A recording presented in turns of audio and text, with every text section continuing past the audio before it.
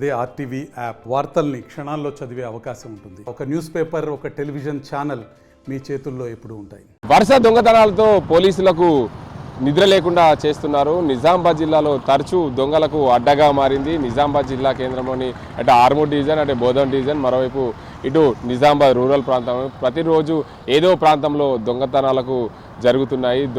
పోలీసులకు మాత్రం కునుకు లేకుండా చేస్తున్నారు దొంగలు.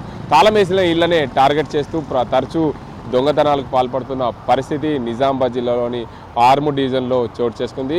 ఆర్మూర్ డివిజన్లో వారం రోజులుగా చూసుకుంటే ఏదో ఇంట్లో తాళం వేసిన ఇంట్లో దొంగతనాలకు పాల్పడుతున్న ఘటనలు ఉన్నాయి. నిజామాబాద్ జిల్లాలోని ఆర్మూర్ మున్సిపాలిటీ పరిధిలోని పెర్కిట్లో తాళం వేసి ఇంట్లోనే టార్గెట్ చేస్తూ రోజు దొంగతనాలకు పాల్పడుతున్న పరిస్థితి ఉంది. మున్సిపాలిటీలో పనిచేస్తున్న ఏదైతే ఆర్మూర్ పట్టణంలోని ఎస్టీఓ ఆఫీస్లో పనిచేస్తున్న ఇంట్లో అధికారి ఇంట్లో దొంగతనానికి పాల్పడరు. తాళం వేసిన ఇళ్లనే టార్గెట్గా చేసుకున్నారు. పోలీసులకు మాత్రం తలనొప్పిగా మారింది.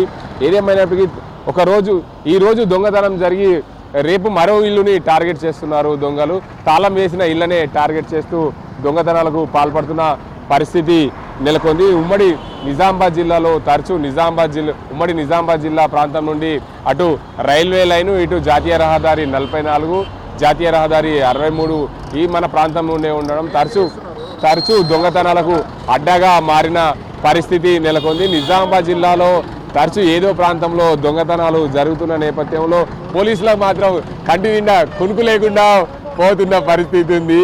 జిల్లాకు సంబంధించిన పూర్తి స్థాయిలో పోలీస్ కమిషనర్ లేకపోవడం దీనికి ప్రధాన కారణం. కింది స్థాయి అధికారులు కూడా ఎవరు పని చేయకపోవడం అన్నట్లే దీనికి కొట్టొచ్చినట్లు కనిపిస్తుంది. ఎక్కడ కూడా పోలీసులలో నిఘా వైఫల్యం కొట్టొచ్చినట్లు కనిపిస్తున్న పరిస్థితి నెలకొంది. తరచూ దొంగతనాలకు పాల్పడుతూ దొంగలు ఏదో ప్రాంతంలో డబ్బులు, అదేవిధంగా బంగారాన్ని ఎత్తుకపోతున్న పరిస్థితి నెలకొంది.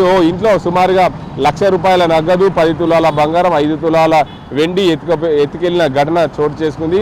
అంతకుముందు దానికంటే ముందు 2 రోజులు గడవక ముందే ఆ ఇంట్లో నుండి ఇంకో ఇంట్లో నుండి సేమ్ ₹4 లక్షల రూపాయలు, 10 తులాల బంగారం ఎత్తుకపోయిన ఘటనలు ఉన్నాయి.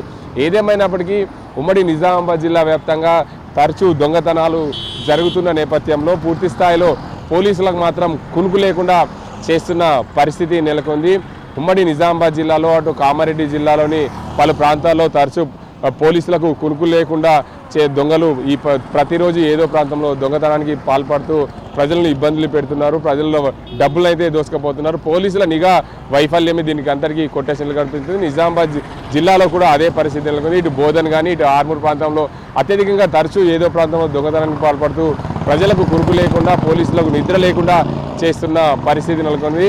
ఉమ్మడి నిజామాబాద్ జిల్లాకు సంబంధించి చూసుకుంటే నిజామాబాద్ జిల్లాకు కామారెడ్డి ఎస్పీగా పనిచేస్తున్న సింధు శర్మ నిజామాబాద్ పోలీస్ కమిషనర్గా, ఇన్ఛార్జ్ పోలీస్ కమిషనర్గా బాధ్యతలు చేపట్టారు. ఏదో ప్రాంతంలో దొంగతనాలు జరగడం పోలీసులకైతే కునుకు లేకుండా చేస్తుందని చెప్పచ్చు.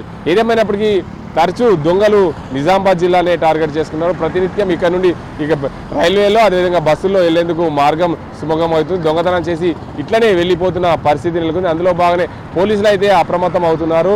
తరచూ దొంగతనాలు జరుగుతున్న నేపథ్యంలో వారిపైన నిఘా పెట్టేందుకు పోలీసులు అయితే సిద్ధమయ్యారు. ఇది ఇక్కడ పరిస్థితి. కెమెరా సాజింతో గంగారెడ్డి, ఆర్టీవీ నిజామాబాద్. మరిన్ని వీడియోస్ కోసం ఛానల్ ని సబ్స్క్రైబ్ చేయండి. లేటెస్ట్ అప్డేట్స్ కోసం వాట్సాప్ ఛానల్ ని ఫాలో చేయండి. అండ్ లింక్ డిస్క్రిప్షన్ లో ఉంది.